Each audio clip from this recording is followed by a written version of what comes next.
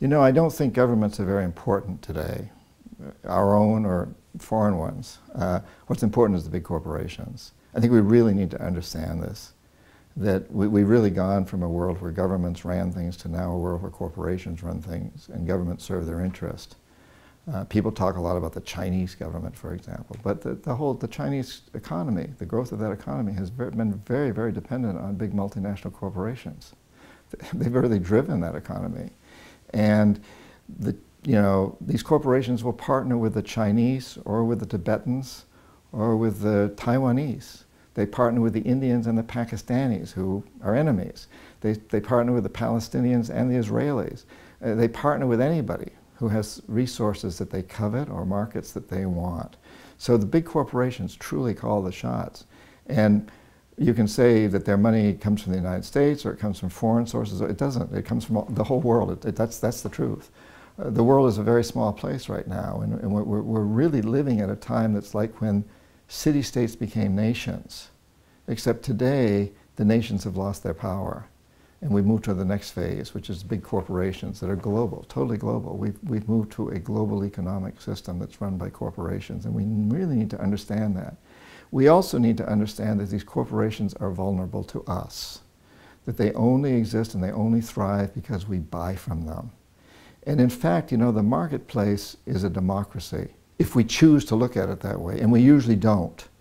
But if we understand that every time we buy something, we're casting a ballot, we're voting. And I think that vote is more important than the one we cast every 2 or 4 years in our elections in the United States, because we're doing it constantly. And if we will tell Nike, for example, I like your clothes, but I'm not buying them because you've still got sweatshops in Indonesia.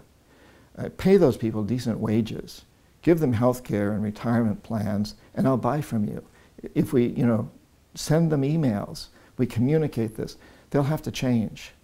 We've seen this time and time again. When I was in college in the late 60s, there was apartheid in South Africa.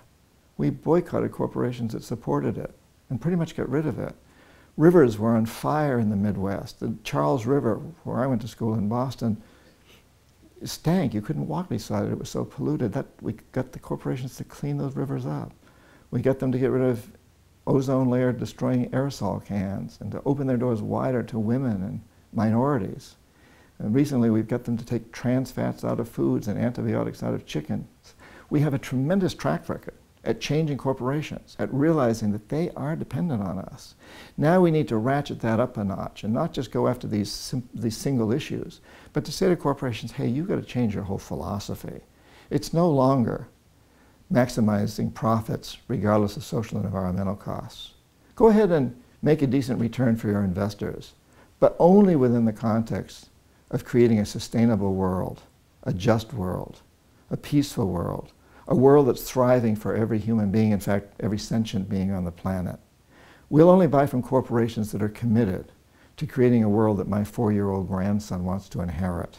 And to recognize that for the first time in human history, the only way my grandson can inherit a good world is if every child on this planet inherits a good world. That's brand new. Used to be we only needed to worry about the United States. Today we've got to understand that if there's people starving anywhere on this planet, if there's people in destitution and misery anywhere on this planet, we're all going to suffer. And that's new, but we have to recognize it. And we have to recognize that it's the corporations that bring it all together. They are the true global community today. They are the geopolitics of the world. We must recognize that, and that ultimately we have the power over these corporations. We get to decide which ones will make it and which ones won't. So we better take that responsibility very, very seriously.